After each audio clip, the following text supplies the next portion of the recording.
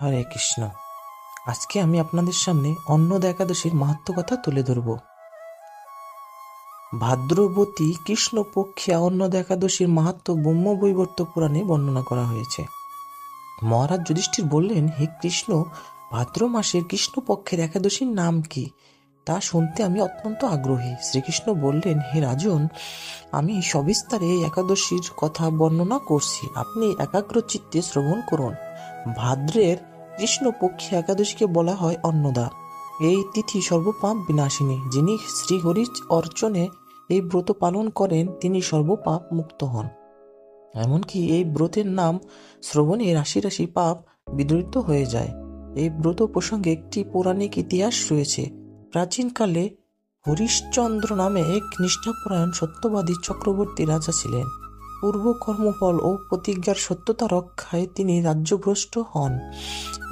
অবস্থা এমন হলো যে তিনি নিজের স্ত্রী, পুত্র এবং অবশেষে নিজেকেও পর্যন্ত বিক্রি করতে বাধ্য হলেন। হে রাজেন্দ্র, এই পুণ্যবান রাজা চণ্ডালের দাসত্ব স্বীকার করেও সত্য রক্ষার্থে দৃঢ়নিষ্ঠা প্রদর্শন করেছিলেন। তিনি শ্মশানে মৃত ব্যক্তির বস্ত্র কর রূপে গ্রহণ করতেন। এইভাবে তার বহু বছর কেটে গেল। দুঃখ সাগরে নিমজ্জিত হয়ে কি করি, কোথায় যাই, কিভাবে এর দুর্দশা থেকে উদ্ধার পায়, এই চিন্তায় তিনি দিন রাত্রি বিভোর হলেন।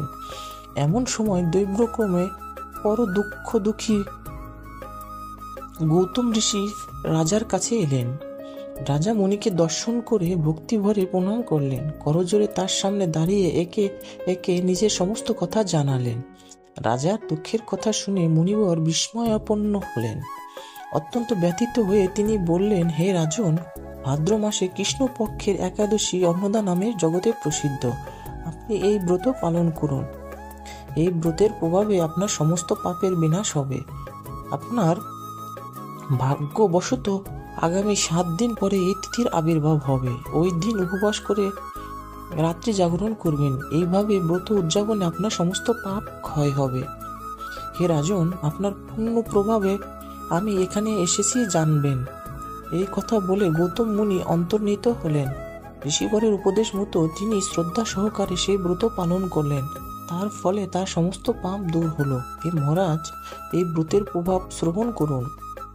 যথাবিধি এই ব্রত পালনে বহু বছরের দুঃখ ভোগের অবসান হয়। ব্রতের প্রভাবে রাজা হরিশ্চন্দ্রের সকল দুঃখ সমাপ্ত হলো।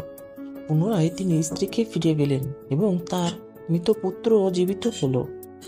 আকাশ থেকে দেবগণ দুন্দুভীত বাদ্য ও পুষ্পবর্ষণ করতে লাগলেন। নিষ্কণ্টক রাজ্যসুখ ভোগ করে অবশেষে আত্মীয় স্বজন ও নগরবাসী সহ স্বর্গে গমন করলেন। যে মানুষ নিষ্ঠা সহকারে এই ব্রত পালন করে তিনি শ্রীহরির চরণে ভক্তি লাভ করে অবশেষে দিব্যধাম গমন করেন।